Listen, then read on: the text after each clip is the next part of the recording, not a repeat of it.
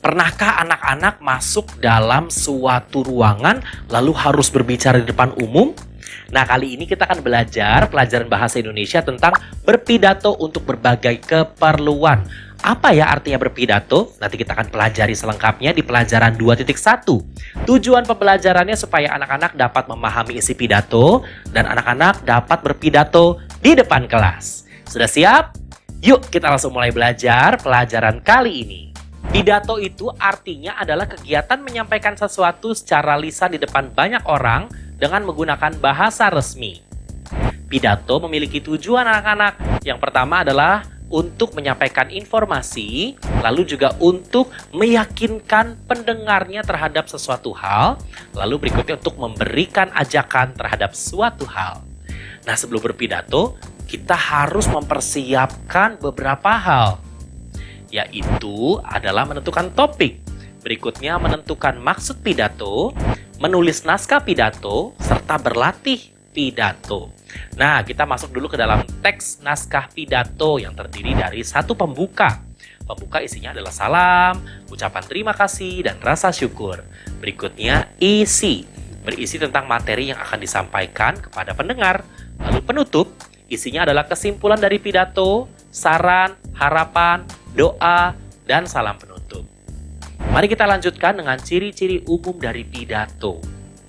Yaitu yang pertama, mengutarakan sesuatu dengan jelas.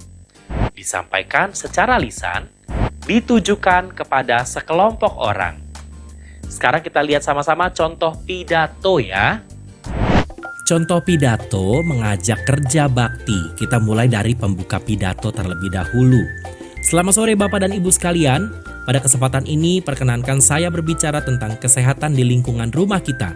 Warga Kampung Doris yang saya hormati, banyak warga lain yang terkena penyakit demam berdarah atau DBD. Sekarang kita masuk ke isi pidato. Adapun penyakit tersebut dapat dicegah dengan memperhatikan kebersihan lingkungan kita, terutama kebersihan saluran buangan air. Oleh karena itu, saya menghimbau para warga untuk bergotong royong melakukan kerja bakti dalam rangka membersihkan lingkungan sekitar kita. Kita masuk ke dalam penutup pidato. Kerja bakti akan dilaksanakan pada hari Sabtu tanggal 17 Maret 2018. Marilah bersama-sama membersihkan lingkungan agar terhindar dari penyakit. Terima kasih Bapak dan Ibu sekalian atas perhatiannya. Nah, anak-anak, ketika kita sedang berada di depan umum menyampaikan pidato, ada beberapa hal yang harus diperhatikan baik-baik ya.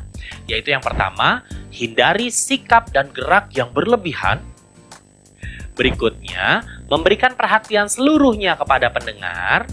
Lalu kita harus energik dan tidak terpaku dalam membaca naskah pidato. Nah, menemukan isi pidato dilakukan dengan cara mengetahui apa yang diucapkan oleh orang yang berpidato. Kemudian, temukan ide pokok atau topiknya. Menyimak sama artinya dengan mendengarkan.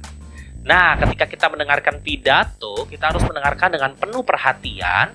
Lalu kita harus memahami permasalahan utama yang dibahas. Kita pahami tema, lalu kita catat hal-hal yang penting dan ceritakan kembali dengan menggunakan kata-kata yang penting.